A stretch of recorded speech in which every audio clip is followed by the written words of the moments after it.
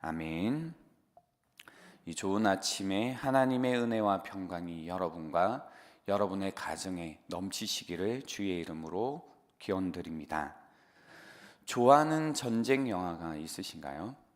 그런 전쟁 영화를 보면요, 전쟁 속에서 느끼는 두려움과 그 가운데 받게 되는 스트레스가 이루 말할 수 없겠다라는 생각을 하게 됩니다. 전쟁 속에서 살았던 다윗, 심지어 한 나라를 다스리는 왕으로서 그가 받는 스트레스가 어떠했을까? 오늘 시편의 고백을 보면 다윗은 끊임없는 위협과 위험 가운데 있었던 것 같습니다. 다윗을 해치려는 암살의 위협과 끊임없는 전쟁의 위험 가운데 있었던 것으로 보입니다. 우리는 다윗과 같이 전쟁을 경험하고 위협이나 위험에서 살고 있지는 않지만 전쟁 같은 삶을 살고 있습니다. 우리 삶에도 계속되는 위협과 위험이 있습니다. 관계 속에서 당하는 배신, 나를 미워하는 사람의 해코지라는 무엇인가 내적으로 외적으로 우리를 불편하게 하고 위협하는 일들이 많이 있습니다. 삶 속에는 계속되는 전쟁이 있습니다. 오늘도 전쟁터로 가시는 분들이 있으시죠. 우리는 삶 속에 싸움이 있습니다. 삶은 싸움터 그 자체입니다. 이 싸움터, 전쟁터라는 삶 속에서 우리는 긴장을 풀 수가 없습니다. 쉼이 없습니다. 위험한 곳입니다. 공격적이고 위협적인 곳이라 자기 방어를 잘 해야 합니다. 집과 대비되는 이미지인 전쟁이지만 이제는 집조차도 전쟁터가 된 가정이 많이 있습니다. 우리는 그 속에서 두려움을 느끼며 살아갑니다. 오늘 본문에 보면 다윗은 놀라운 고백을 합니다. 3절을 보시겠습니다.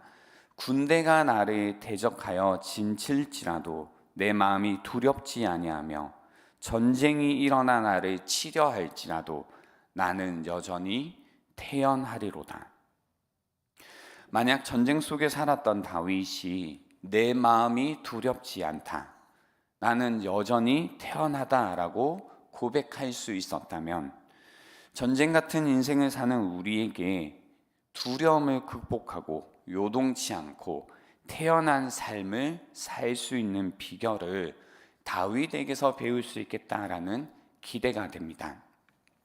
2절에 보시면 악인들이 내 살을 먹으려고 내게로 왔으나 나의 대적들, 나의 원수들인 그들은 실족하여 넘어졌도다 라고 이야기합니다. 악인들이 내 살을 먹으려고, 나쁜 일을 하려고 내게로 왔다라는 겁니다. 원수와 대적이 이제 내게로 왔다라는 것은 나를 물어뜯는 상황 속에 내가 있다라는 거죠. 하지만 원수와 대적들이 실족하여 넘어질 거라고 생각합니다.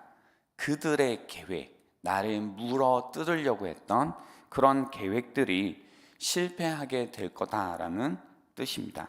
그리고 3절에서는 군대가 그를 대적하여 진칠지라도 그의 마음이 두렵지 않다라는 겁니다. 여전히 태어남을 잃지 않을 거다라는 겁니다. 두려움이 엄습해 올 때 삶의 전쟁터에 살고 있는 우리는 어떠한가요? 우리는 굉장히 두려워합니다. 그리고 무서워합니다. 나를 물어뜯는 상황 속에 있다면 그저 부정적인 한마디의 말만 들어도 우리는 실족하여 넘어집니다. 군대가 나를 진치는 것이 아니라 군대가 나를 지키고 에워싸고 있어도 우리의 마음이 두렵습니다. 한 사람만 나를 대적하고 진을 치고 나를 지켜보고 있으면 그것이 부담이 된다라는 겁니다.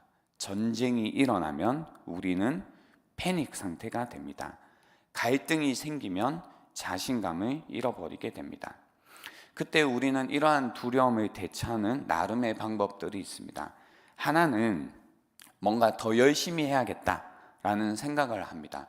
그러니 더 힘이 없어지고 지쳐갑니다. 또는 냉소적으로 삶을 대하게 됩니다. 어차피 끊임없는 전쟁이다, 전투다. 그래서 나는 싸우지 않고 그냥 포기하겠다는 겁니다. 어떤 기대로 가지지 않고 살겠다라는 겁니다. 그러다 보면 완전히 냉소적으로 삶을 살게 됩니다. 아무도 누구도 신뢰하지 않고 기대하지 않고 돌보지 않고 살아가게 됩니다. 마음속에는 냉소적인 조롱만 남아 있습니다. 그리고 세 번째는 패닉이 정말 되는 겁니다. 나라는 삶을 블랙아웃 시키게 됩니다. 꺼버리게 됩니다. 아무것도 안 하게 됩니다. 그냥 삶을 지워버리게 된다라는 겁니다. 이런 우리의 방법과 다르게 두려움에 대처하는 다윗의 방법은 4절입니다. 내가 여호와께 바라는 한 가지 일, 그것을 구하겠다라는 겁니다. 내가 내 평생에 여호와의 집에 살면서 여호와의 아름다움을 바라보며 그의 성전에서 사모하는 그것이다 라고 이야기를 합니다. 한 가지를 원한다랍니다.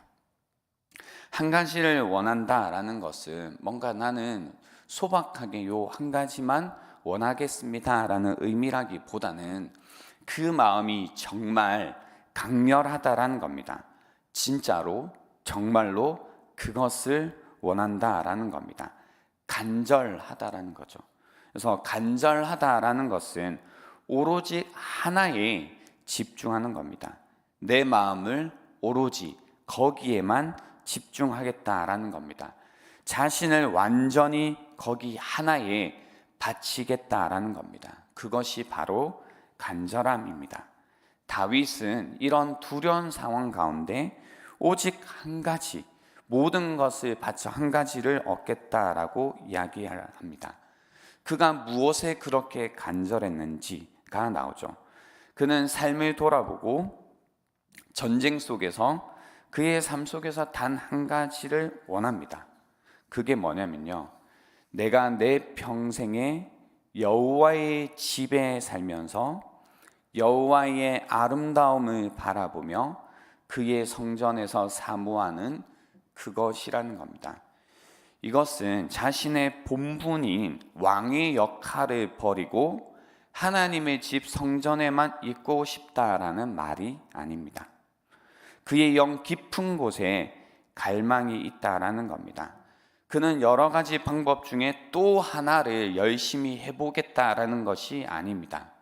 냉소적으로 삶이 변해서 이제 다 필요 없다라고 이야기를 하는 것도 아닙니다. 성전에 나는 숨어 있겠다라는 게 아닙니다.